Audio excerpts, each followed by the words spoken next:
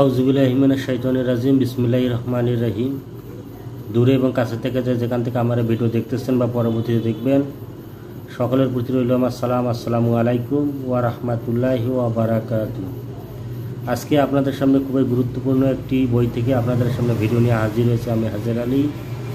আজকের বিষয়টি হইতেছে কিভাবে আপনি মানুষের কাশফের মাধ্যমে মনের খবর জানতে পারবেন।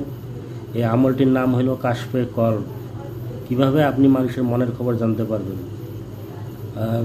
কল্পনা চিন্তা করলে দেখা যায় যে অতীতে যারা বুজুর্গ, যারা ওলি আল্লাহ ছিলেন, তারা কাশফের মাধ্যমে অনেক কিছু মানুষের মনের খবর বুঝতে পেরেছেন। মূলত তারা আমল করেছেন, তার ফলে তারা আউলিয়া হয়েছেন।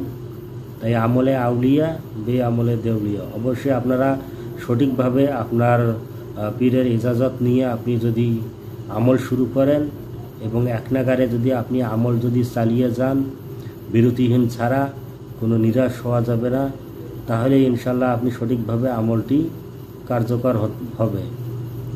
এখানে দেওয়া আছে, বইটাতে দেওয়া আছে যে একটা সিদ্ধ আমেল ব্যক্তির থেকে এই আমলটি পাওয়া, সে কিতাবটা ওখানে দেওয়া আছে। আমি বিস্তারিতভাবে কিতাব থেকে আপনাদেরকে পরে শুনিয়ে দিয়েছি।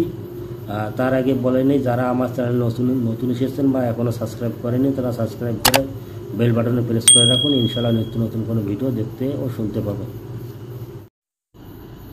আপনারা ভিডিও স্ক্রিনে লক্ষ্য করুন, প্রথমে সবারই উপরে দেওয়া আছে যে আমলটির কথা আমি বলেছি, কাশফে কলব। এই আমলটি মানুষের মনের খবর কীভাবে জানতে পারবেন, এখানে বিস্তারিতভাবে আমলটি দেওয়া আছে।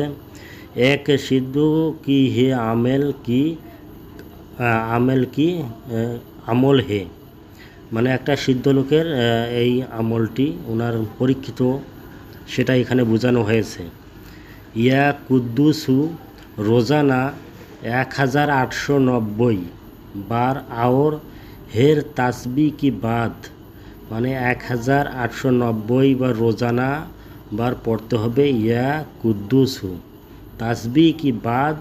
তারপর যখন আপনার পড়া হয়ে যাবে সুবহুন কুদ্দুসুন রাব্বানা ওয়া রাব্বুল মালায়েকাতে ওয়ার রূহ, এটা আপনাকে 3 বার পড়ে, 3 বার আপনাকে এটা পড়তে হবে। তার আগে এখানে একটা কথা বলা আছে, আউয়াল ও আখের 100 থেকে 100 বার দরুদ শরীফ পড়ে।